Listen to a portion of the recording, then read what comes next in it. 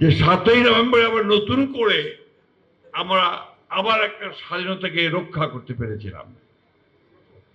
কারণ 1975 সালের পট পরিবর্তনের পরে আবারও কিন্তু 3রা নভেম্বর একটা উদ্যোগ উঠছিল আপনার যে তৎকালীন সরকারকে হটিয়ে দিয়ে আবার একটা ভারতের আধিপত্যবাদকে প্রতিষ্ঠিত করে একটি সরকার গঠন করবার।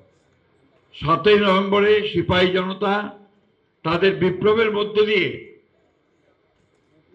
আপনার গৃহবন্দী জিয়াউর রহমানকে বের করে নিয়ে এসে দেশ পরিচালনার যে দায়িত্ব দেওয়া হয়েছিল এবং যার ফলে বাংলাদেশ রক্ষা পেয়েছিল, এটা আপনার তখনই সম্ভব হয়েছিল যখন আমাদের বীর মুক্তিযোদ্ধারা, সৈনিকেরা এবং দেশপ্রেমিক মানুষেরা একসাথে হয়ে একজোট হয়ে সেই উদ্যোগটা গ্রহণ করেছিল।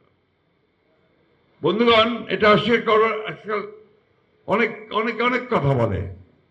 আমাদের যারা আমরা এখন বয়স হয়ে গেছে, কথাও বেশি বলতে পারি না সবসময়, কিন্তু চেষ্টা করছে একটা শক্তি, একটা আপনার বাংলাদেশের যারা 1971 সালে স্বাধীনতার বিরোধিতা করেছিল, তারা 1971-কে এখন আপনার নিচে নামিয়ে দিতে চায়।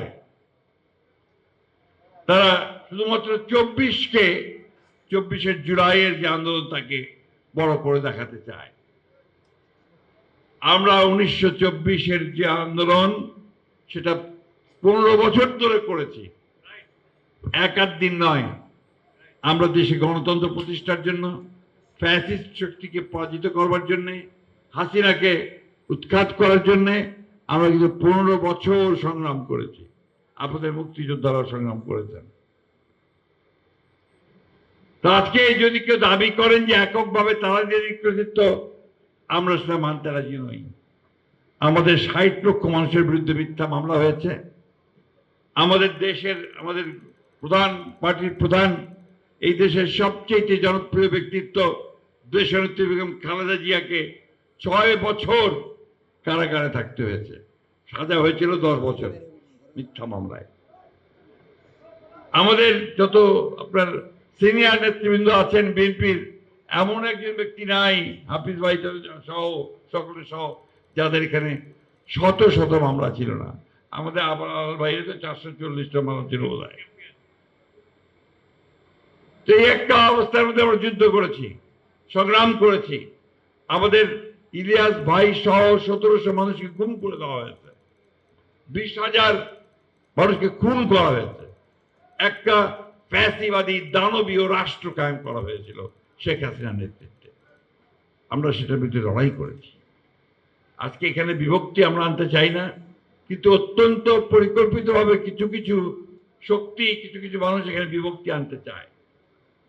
1971 সালকে যারা ভুলিয়ে দিতে চায়, তাদের লক্ষ্য একটাই, যে তারা 1971-কে অস্বীকার করতে চায় এবং আমরা যে বাংলাদেশে একটা স্বাধীন সার্বভৌম রাষ্ট্র হয়েছি লড়াই করে, যুদ্ধের মধ্য দিয়ে, আমাদের নেতা শহীদ প্রেসিডেন্ট জিয়া রহমানের ঘোষণার মধ্য দিয়ে, সেটাকে তারা অস্বীকার করতে চায়। আমরা এই ব্যাপারে খুব পরিষ্কার করে বলতে চাই, 1971 সালকে ভুলিয়ে দেওয়ার কোনো অবকাশ নেই। কারণ ওটাই হচ্ছে আমাদের জন্মের ঠিকানা। এই দেশের, এই ভূখণ্ড সেদিন একটা স্বাধীন দেশ হিসাবে মর্যাদা পেয়েছে।